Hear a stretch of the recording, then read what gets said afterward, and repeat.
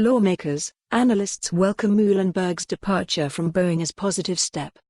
Congressman Peter DeFazio, DOR, chair of the House Committee on Transportation and Infrastructure. Based on what we've discovered so far in our investigation into the design, development and certification of the Boeing 737 MAX, it's clear Dennis Muilenburg's ouster was long overdue.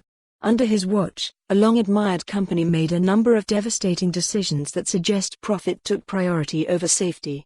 Furthermore, reports that Muilenburg attempted to pressure FAA into rushing the MAX back into service are highly troubling, and I commend Administrator Dickson for making it known that FAA will take as much time as it needs to ensure safety comes first. I hope the decision to remove Muilenburg means that Boeing is also ready to mark a new chapter in its commitment to safety and accountability.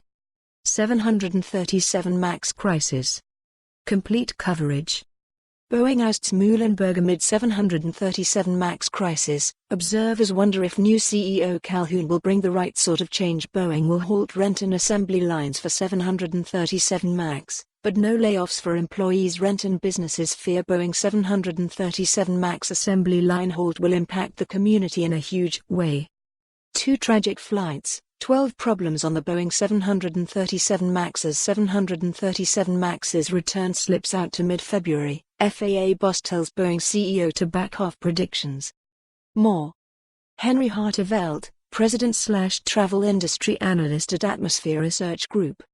This was a very difficult, but necessary decision for Boeing to make. It's a matter of accountability.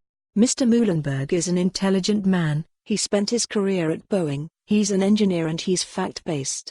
But the slowness of Boeing's ability to address the problems with the 737 MAX, coupled with Boeing's initial public response and even how they interacted with safety regulators, I think just culminated.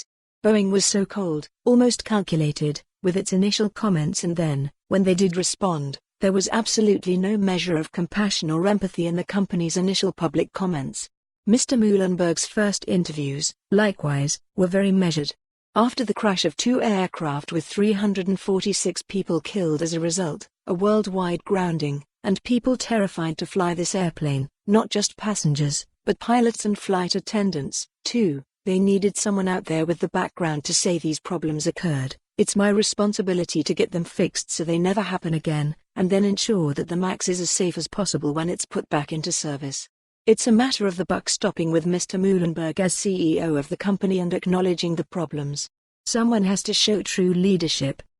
Congress. For more on this story, visit the news article link.